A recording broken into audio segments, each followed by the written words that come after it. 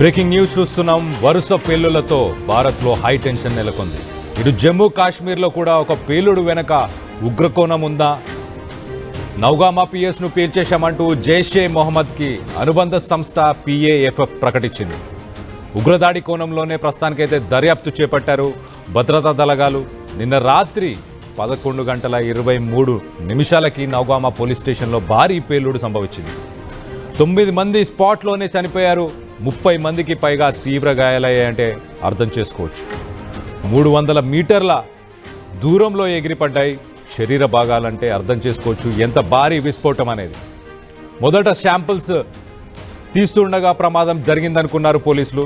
ఇటు PAFF people's anti fascist front, ఇది జైష్ మహమ్మద్కి సంబంధించిన ఒక సబ్సిడరీ గ్రూప్ అని చెప్పుకోవచ్చు.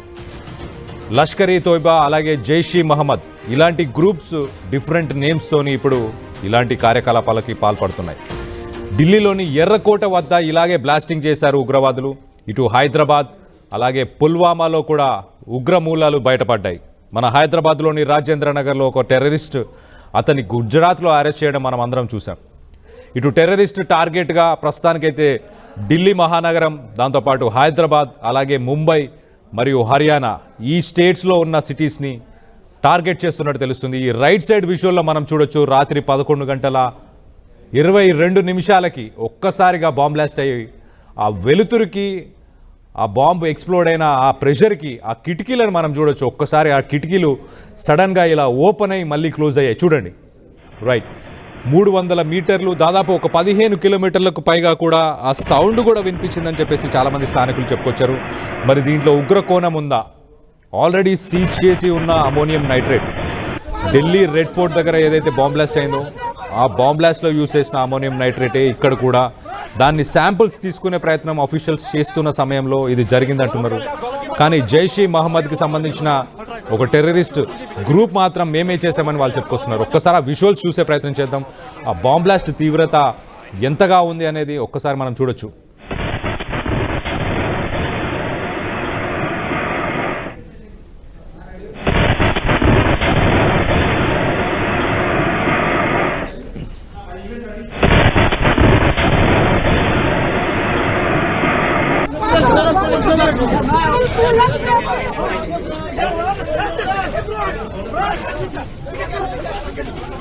దీనికి సంబంధించి మరిన్ని వివరాలు మా ప్రతినిధి నవీన్ ఉన్నారు. నవీన్తో మాట్లాడి తెలుసుకునే ప్రయత్నం చేద్దాం. నవీన్, చెప్పండి, అసలు ఇది ఒక శాంపుల్స్ తీసుకునే సమయంలో జరిగిందా? ఇటు జైష్ మొహమ్మద్కి సంబంధించిన ఒక టెర్రరిస్ట్ సంస్థ PAFF, ఆ సంస్థ వాళ్ళు మేమే చేశామని చెప్పేసి వాళ్ళైతే వెల్లడిస్తున్నారు. సో మొత్తం మీద ఈ సంఘటనలో ఎంతమంది చనిపోయారు, ఎంతమందికి ఇప్పుడు గాయాలయ్యాయి?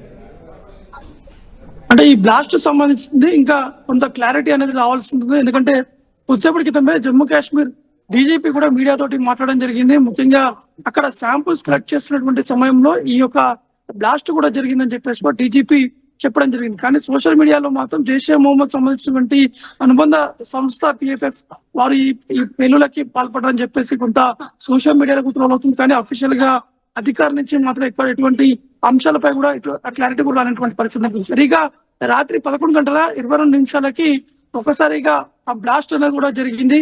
ఇది నౌగాం పోలీస్ స్టేషన్ ఆ పార్కింగ్ ఏదైతే ఉందో ఆ పార్క్ చేసినటువంటి వాహనాల దగ్గర ఈ పెద్ద ఎత్తున ఈ అమోనియం నైట్రేట్ కూడా పెట్టారు. అక్కడ ఢిల్లీతో పాటు ఫరీదాబాద్ లో స్వాధీనం చేసుకున్నటువంటి ఈ అమోనియం నైట్రేట్ ఇది తీసుకెళ్లి నేరుగా ఆ నౌగాం పోలీస్ స్టేషన్ పెట్టడం జరిగింది. నౌగాం పోలీస్ స్టేషన్ మొదటిగా ఈ FIR కూడా నమోదు చేయడం జరిగింది. ఎందుకంటే ఈ జైష్ మొహమ్మద్ సంబంధించినటువంటి టెర్రరిస్టుల తోటి లింకులు ఉన్నటువంటి కొంతమంది ఉన్నారని చెప్పేసి మొదటిగా ఆ పోలీస్ స్టేషన్ లోనే FIR నమోదైంది. కాబట్టి ఆ పోలీస్ స్టేషన్ నుంచి కూడా ఈ యొక్క దర్యాప్తు అనేది కొనసాగుతుంది. ఈ దర్యాప్తులో భాగంగానే ఈ అమోనియం నైట్రేట్ కూడా పోలీసులు, ఢిల్లీ పోలీసులతో పాటు ఇటు జమ్మూ కాశ్మీర్ సంబంధించిన పోలీసులు జాయింట్ ఆపరేషన్ లో 360 కిలోల అమోనియం నైట్రేట్ కూడా స్వాధీనం చేసుకొని ఇన్వెస్టిగేషన్ కోసం ఇటు నౌగాం పోలీస్ స్టేషన్ కూడా తీసుకెళ్లడం జరిగింది. దాదాపు 2 రోజుల నుంచి ఈ యొక్క ఇన్వెస్టిగేషన్ అనేది కొనసాగుతూనే ఉంది. నిన్న కొంత నమూనాలు సేకరిస్తున్నటువంటి సమయంలో ఒక్కసారిగా ఈ యొక్క బ్లాస్ట్ జరిగిందని చెప్పేసి కూడా పోలీసులు చెప్పడం జరుగుతుంది. ప్రస్తుతానికి ఇన్వెస్టిగేషన్ అనేది ఇంకా కొనసాగుతుంది. అంటే అనేక అనుమానాలు కూడా వ్యక్తం అవుతున్నటువంటి పరిస్థితి ఉంది. అంటే పోలీసులు దీన్ని 2 రకాల దర్యాప్తు చేపడుతున్నారు.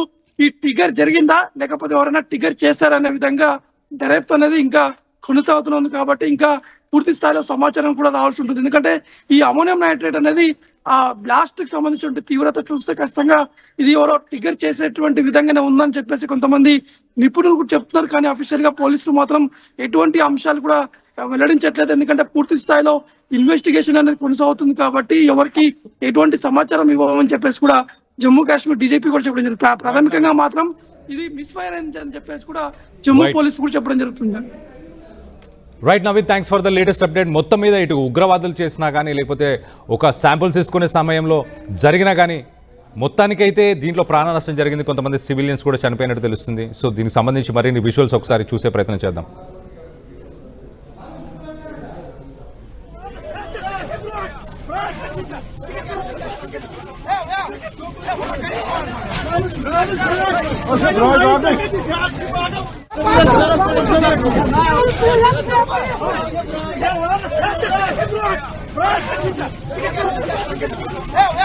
చరిత్ర సృష్టించినోడు ఇప్పుడు ఆ చరిత్రని తిరగరాయబోతున్నాడు.